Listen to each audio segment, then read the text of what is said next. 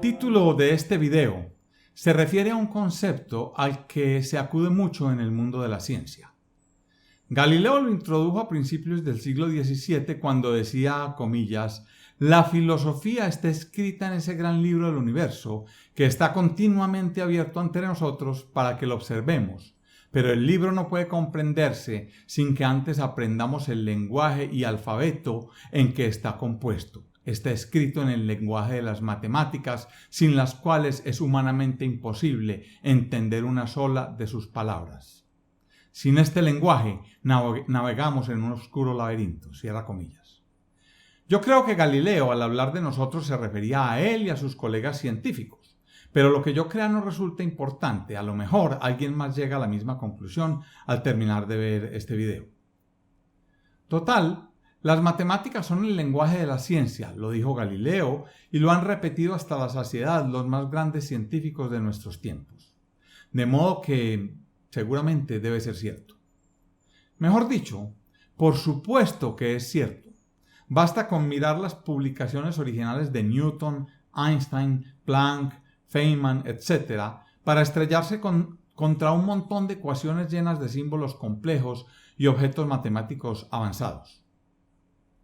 El problema que yo veo con este hecho es que un ser humano del común, como uno, que solo cuenta con los conocimientos matemáticos adquiridos en su educación básica o universitaria y deteriorados además por el paso del tiempo, podría creer, incurriendo en un error, que no puede entender la ciencia, que no puede estudiarla y que tiene que dejarles el tema a esos señores medio genios que hablan a punta de ecuaciones. Y esto no es cierto.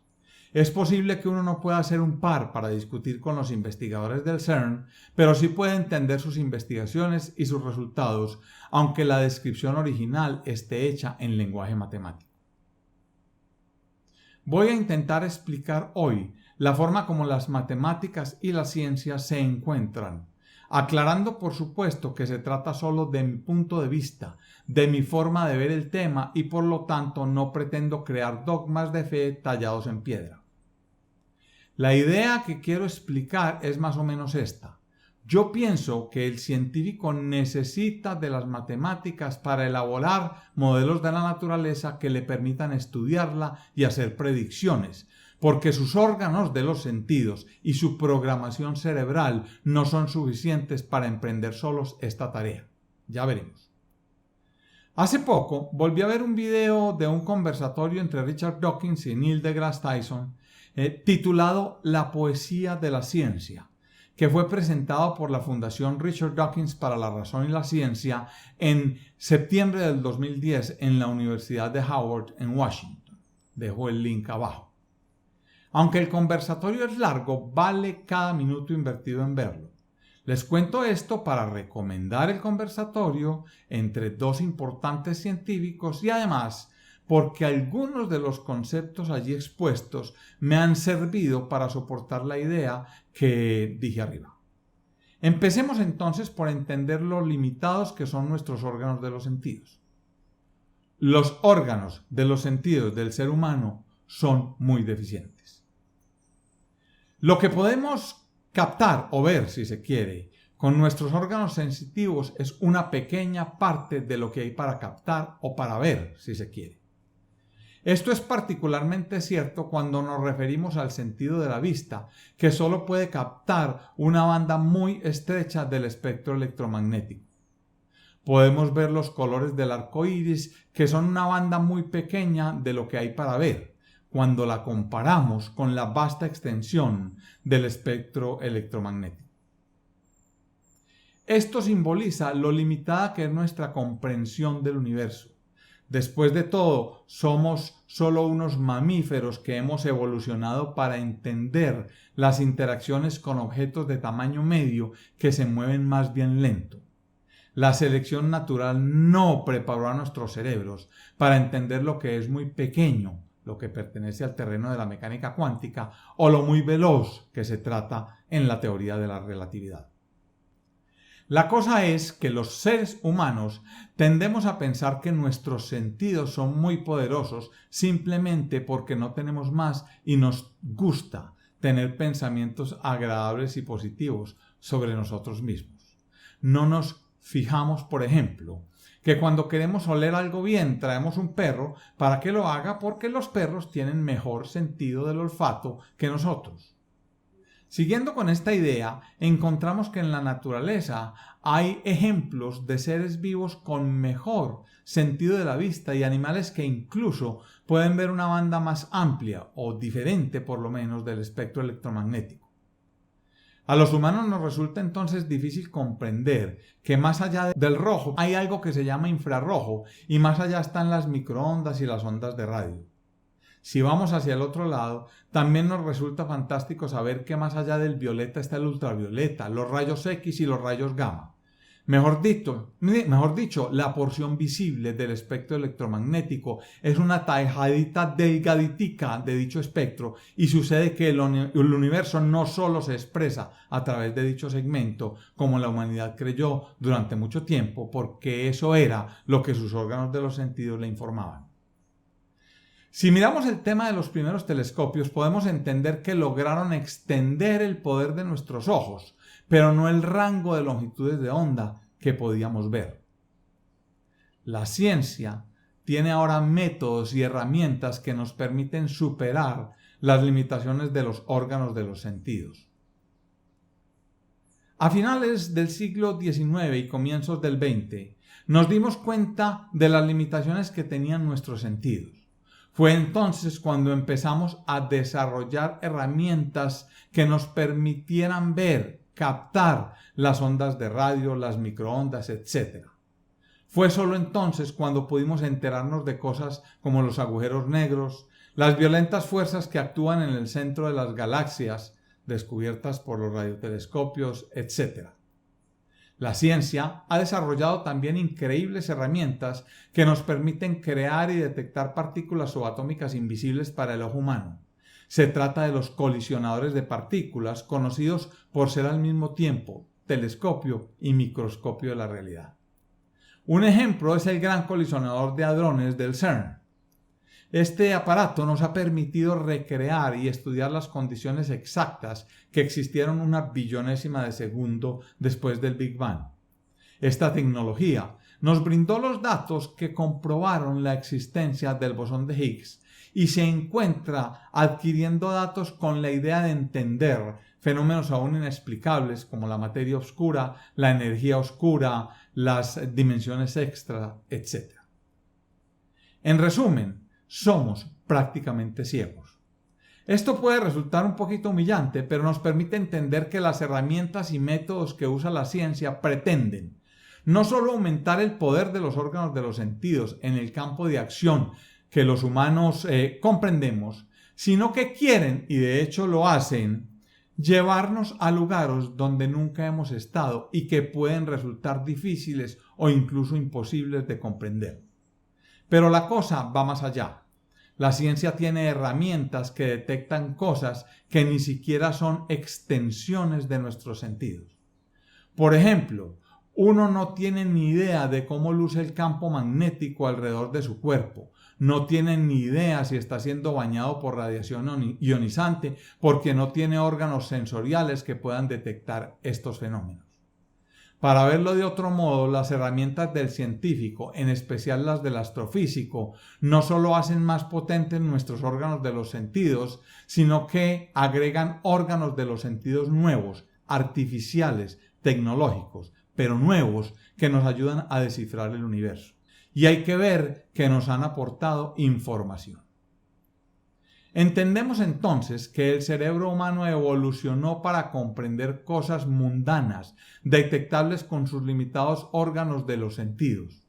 Este tipo de cosas son las que tienen sentido para nosotros. El cerebro ha sido moldeado por la selección natural. Le sirvió a nuestros ancestros africanos para detectar y evitar al tigre dientes de sable y nos sigue sirviendo para conducir nuestros carros y vivir nuestra vida diaria. Pero a la hora de intentar comprender la naturaleza, los órganos de los sentidos son malos en extremo porque son muy limitados.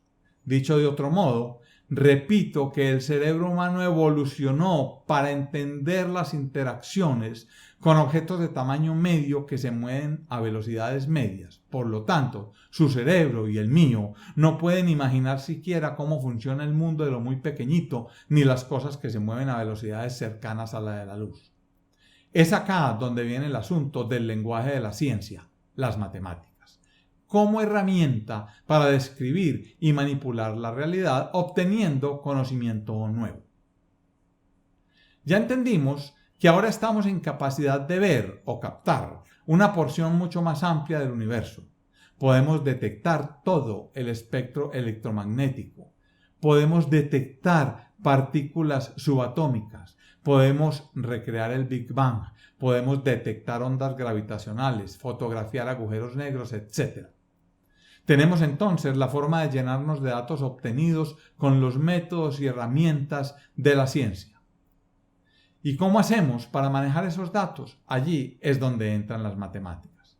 Nuestro cerebro es incapaz de darle sentido a todo lo que ahora ve porque no ha evolucionado para hacerlo. Es necesario entonces hacer una abstracción que nos permita trabajar sin elaborar un mapa mental que tenga sentido. Las matemáticas son la herramienta para hacerlo, pues en el mundo de las matemáticas no se necesita darle sentido a nada. Basta con que se pueda manejar matemáticamente para aceptarlo. Miremos un ejemplo. En nuestra cabeza es fácil darle sentido a un espacio de 3 dimensiones con coordenadas x, y, z. La ubicación de un punto en el espacio tiene entonces una descripción matemática que nos permite calcular distancias entre 2 objetos, etc. o entre 2 puntos. El problema surge cuando queremos teorizar con más dimensiones. Algunos cerebros pueden intentar tragarse 4, pero de allí en adelante, cuando la teoría de cuerdas y la teoría M nos hablan de 11 dimensiones, el cerebro no entiende nada. Sin embargo, los matemáticos pueden acomodar muchas dimensiones en sus modelos sin necesidad de buscarles un equivalente que tenga sentido en el limitado ambiente de nuestra realidad cotidiana. Lo que Einstein propuso en su teoría de la relatividad es que el espacio-tiempo es una sola cosa, un objeto de 4 dimensiones. Como no era fácil de asimilar para el cerebro, este genio de la ciencia utilizó objetos matemáticos que pueden manejar sin problemas varias dimensiones. Einstein admitió que el espacio-tiempo es un espacio de Riemann, por Bernhard Riemann, el famoso matemático alemán que los describió, y asunto arreglado. Einstein pudo plantear su teoría general de la relatividad y dedujo la fórmula matemática, que en realidad es un conjunto de 10 fórmulas, que relaciona la geometría del espacio-tiempo con la distribución de la masa y la energía. Si Einstein hubiese intentado darle sentido al tema con el mapa mental de un mamífero preparado para escapar de los tigres, habría fracasado rotundamente. Por el contrario, usó matemáticas complejas, con ayuda de otros incluso, para deducir una realidad de la que nos toca acostumbrarnos, aunque no lo podamos dibujar en la mente. Nosotros, los simples mortales, tendremos que ser capaces de manipular las ecuaciones de Einstein para entender que el espacio-tiempo es una sola estructura que cambia de forma al interactuar con objetos que tengan masa o con la energía y que eso nos explica cómo funciona la gravedad. No, señor. No somos pares para Einstein, pero podemos entender sus conclusiones y predicciones, deleitarnos con la belleza del descubrimiento y ser testigos de cómo esta teoría lleva más de un siglo resistiendo todo tipo de experimentos que solo han logrado corroborarla. El profesor Robert Dayhoff de Princeton nos muestra el asombro que le produce entender cómo una ecuación compleja refleja con una belleza sublime la forma como funciona la naturaleza. Matter tells space and time to curve. Space and time tells matter to move.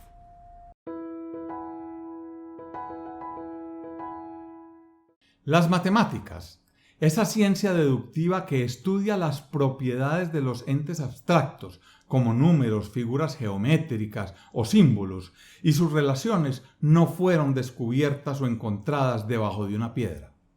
fueron inventadas por los seres humanos desde cero y nos dan el poder de proporcionar información precisa de nuestras descripciones del universo e incluso de hacer sorprendentes y exactas predicciones al respecto. Lo que resulta de esto es que el astrofísico se entrena a sí mismo para ser capaz de abandonar sus sentidos normales, reconocemos que son malos y por lo tanto nos pueden engañar, para llevar las observaciones que hace al campo puramente matemático. Mejor dicho, el proceso es más o menos el siguiente. Primero, leemos el universo con nuestras herramientas que son superiores a los simples órganos de los sentidos. Luego decimos y aceptamos que estas observaciones son la realidad y con ellas elaboramos un modelo matemático que puede manipularse mediante la lógica. Las matemáticas son finalmente la línea lógica que nos lleva de un punto a otro. Y con esto podemos hacer nuevos descubrimientos acerca de la naturaleza, a los cuales nos toca acostumbrarnos, aunque parezcan no tener sentido alguno. Ya para este momento no tendremos forma de afirmar que una determinada idea de la ciencia no es verdadera porque carece de sentido. A nadie le importan ya nuestros sentidos con los que toda la vida hemos elaborado una imagen mental del mundo. Los sentidos quedaron atrás por malos.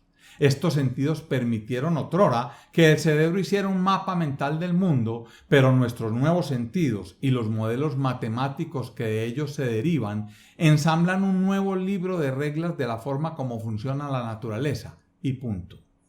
El microscopio nos lleva a lo más pequeño, el telescopio a lo más grande y las leyes de la física se manifiestan en esos ambientes en los que no tenemos la más mínima experiencia sensorial o de vida. Nadie ha logrado reducirse al tamaño de un electrón para sentarse a ver lo que pasa en un átomo. Nuestro cerebro no tiene registro de ese tipo de experiencias. Son las matemáticas las que nos permiten hacer pasos incrementales más allá de la capacidad de nuestros sentidos y probablemente más allá de la capacidad de nuestra mente, que evolucionó para lidiar con objetos medianos que se mueven lento.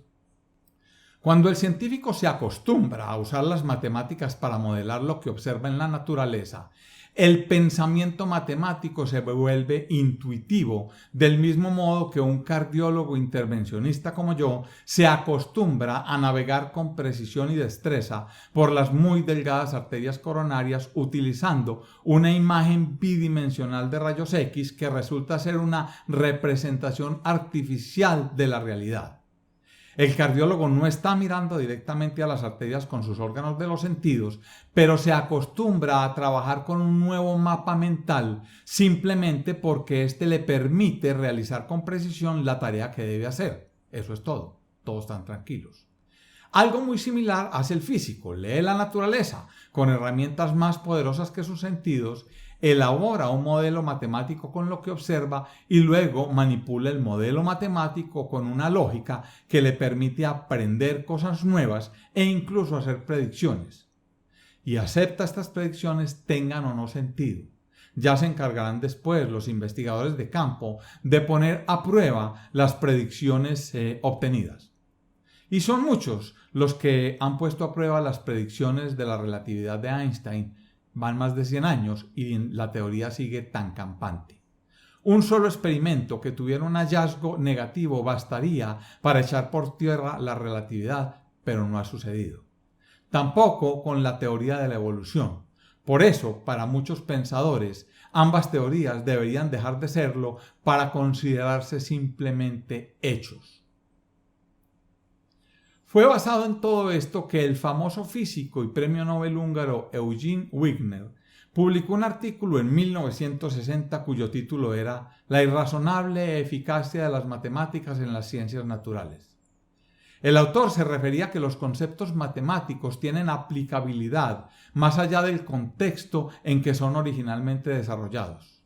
Wigner escribió: es importante señalar que la formulación matemática basada en las experiencias crudas del físico llevan a un inusual número de casos a una descripción asombrosamente precisa de una amplia clase de fenómenos.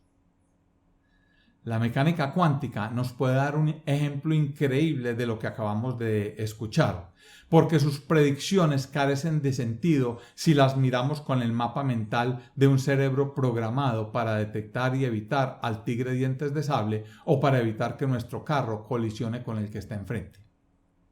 Con este mapa mental no podemos entender que una partícula pueda estar en dos lugares a la vez o que un gato pueda estar vivo y muerto de forma simultánea.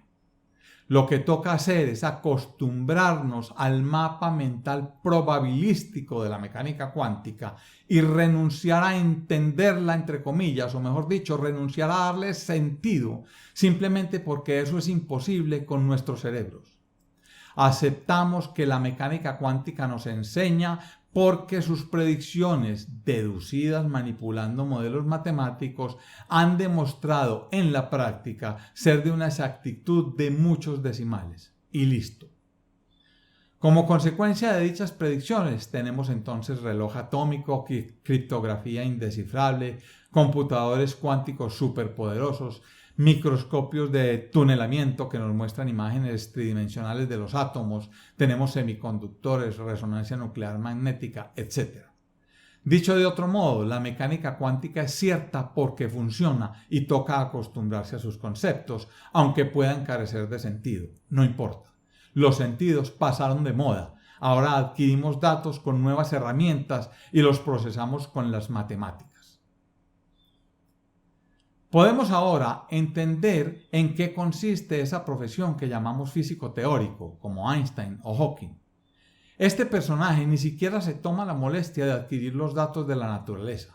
Deja que otros lo hagan y él se encarga de elaborar los modelos matemáticos, encontrar las ecuaciones que los definen y elaborar predicciones al respecto. Ese fue el camino que recorrió la relatividad por el cerebro de Einstein. Otros le dieron los datos, otros comprobaron las predicciones. Volviendo al principio de este video, un ser humano del común, como yo, con una formación matemática más bien triste, ¿puede ser físico teórico? La respuesta es no, porque para hacerlo necesitaría dominar un mínimo de conceptos matemáticos que le permitan procesar datos adquiridos del universo mediante herramientas poderosas. Pero este ser humano común y corriente puede aproximarse a la ciencia y entender lo que nos enseña. Por supuesto que sí. Basta con entender que los científicos usan las matemáticas para hacer predicciones que, si funcionan, describen la realidad. Y punto.